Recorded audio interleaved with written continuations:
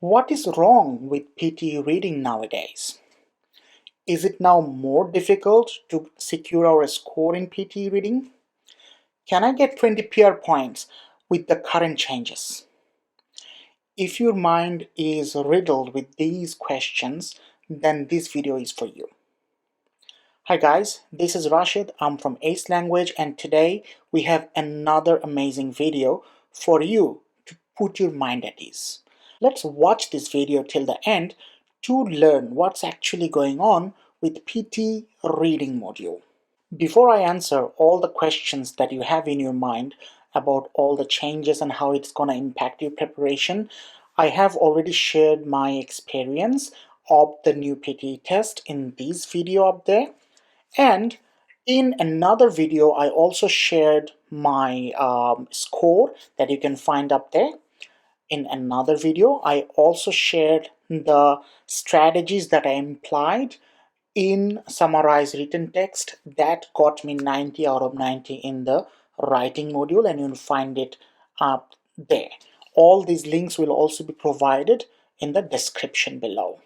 Now, let's look at some other results apart from my result as well. So the first result that I'm going to show you, first of all, I need to acknowledge that these are not my results. These are results of my students and my acquaintances.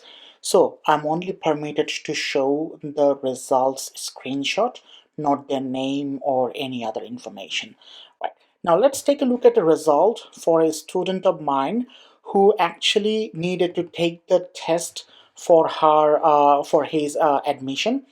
You can see that he has got 65 in listening, 55 in reading, 90 in speaking, which is amazing, and 65 in writing. That means he has an issue with his reading module. Right. Let's look at another test taker's score, and in this score you can see that this particular test taker got 59 in listening, 61 in reading, 53 in speaking, and 70 in writing. Again, you can see a big sufferer for this test taker, a big problem for this test taker was reading. Speaking was good, not that very good by the way, but there are reasons for that. We will not discuss that in today's video, but you can see that there is an issue with reading again. Now let's take a look at another scorecard. In this scorecard, the test taker got 90 in listening, 68 in reading, 90 in speaking, and 73 in writing. Now, please pay attention to this particular test. This test taker is one of our instructors, and intentionally this test taker left out answering read aloud. That means this test taker did not answer read aloud. This test taker also did not paraphrase in the summarized written text that much. Essay was written in quite ordinary way, and this test taker suffered in a reorder paragraph, as well as this test taker did not answer multiple choice questions. One more thing, this test taker also did not answer short question, but you can still see that this test taker got 90 in listening.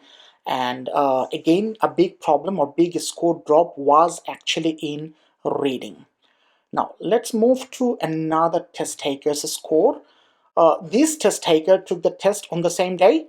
This test taker also left out answering his read aloud. Still got 19 speaking.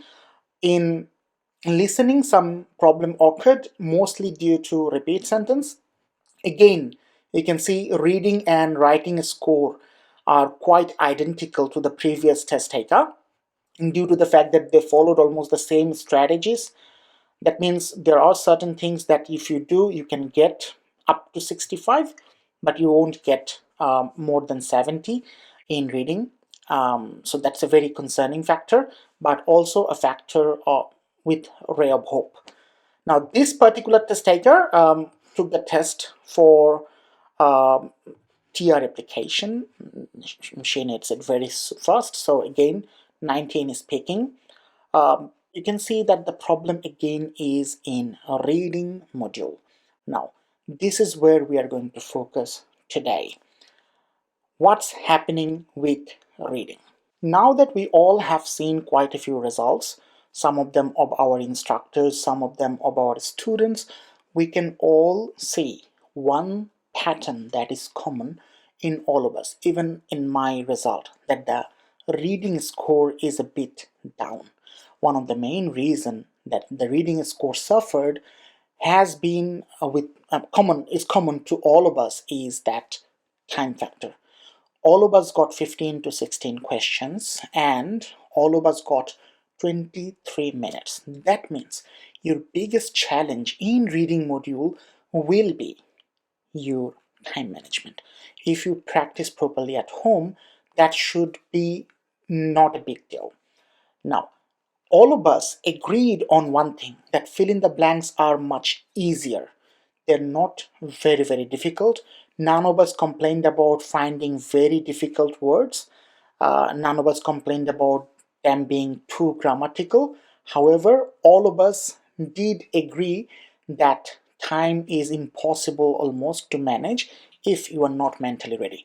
As these are the first batch of students, none of us were mentally ready to get 23 minutes only, which we are used to getting more than 30 minutes, right? So that made us suffer. One more important thing that all of us got common or suffered commonly is that we did not write, summarize a written text to the best of our ability. I did quite good, but the remaining test takers whose result you just saw did not do that good. Their summarized written texts were kind of like the previous strategy, a bit paraphrasing here and there.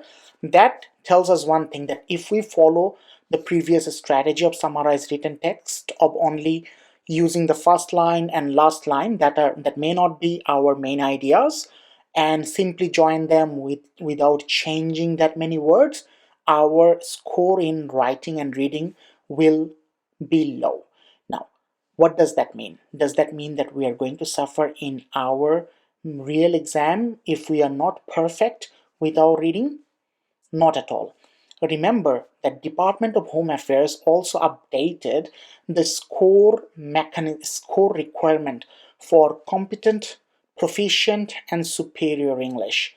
Those of you who are not aware of this kind of wording, those of you who are used to saying 65 each, 79 each, just so you know, competent English means you are eligible to lodge your EOI. Proficient English means you are eligible to claim 10 points, and superior English means you get 20 peer points, right? Now let's take a look at the score requirements of those peer points and stuff. Let's take a look at the website of Department of Home Affairs. Let's see what do they say about competent English, which is 6 each in IELTS currently and used to be 50 each in PTE, but not anymore. Now, if you want to achieve competent English level of your PTE test, you need to get 47 for listening, 48 for reading, 51 for writing, and 54 for speaking. Whereas if you now want to claim proficient English point, that is 10 peer points. That used to be 65 in each module, which will be from now on 58 for listening, 59 for reading, 69 for writing, and 76 for speaking. Now take a look at the superior English. Those of you who are aiming for 20 peer points and used to, that used to be 79 in each band and currently 8 in each band in IELTS will be 69 for listening, 70 for reading, 85 for writing, and 88 for speaking. Now you can also see that the Department of Home Affairs also acknowledges the challenges that will come in the reading module due to this time constraint, right? And it is very rightfully reflected in the scoring requirement of DHA. That means even if you want to claim 20 peer points, or superior English PR points, you don't need 79 in your reading module. You just need 70, and that is quite achievable. A lot of you are concerned about 88 in speaking. You have already seen that most of the test takers that I shared right now in this video got actually 90 out of 90 in speaking. Listening is also not an issue at all, even though the required point is only 69. Writing can become challenging, even though we can see that most of us are getting lower score in reading. Now, in my previous video where I shared my score, some questions were raised that why did I get 77? And the answer is very simple. I wasn't ready to get 23 minutes. At the same time, I missed couple of highlight incorrect words, which might have affected. I did not really answer highlight correct summary, might have affected. I could not answer multiple choice questions. That has definitely affected. We previously tested the situation where we saw that previously with the previous test that even if you did not answer multiple choice questions in reading, you still could achieve 90 out of 90. But with the current changes, when we practiced and tested our multiple choice our answers or scores in the practice test, PTE practice test, Pearson's own official practice test, and we did not answer multiple choice questions, we got up to 85. That means these days it is not possible to score 90 out of 90 in your reading without answering multiple choice questions. And to be honest, you don't need to. You just need 70. So if you are worried about your PTE test and preparation by looking at all these results, don't worry. The Pearson also understands this, as well as DHA understands this. That's why they have reduced the score requirement for a superior or proficient English from the previous score requirement of 79 or 65 in the reading module. So please don't worry, please stay tuned, stay focused, and practice accordingly. Follow the instructions. We will be sharing all the strategies time to time. Obviously that won't be very fast because there are so many things at the background that we need to take care of. So for those of you who have exam approaching very soon, don't worry, be confident, take the test based on what you learned, you will do well. And those of you who have enough time, stay tuned, keep watching our videos, and you will learn all the strategies. Please like, share, and subscribe if you think the video was helpful, and stay tuned for the next update. Thank you.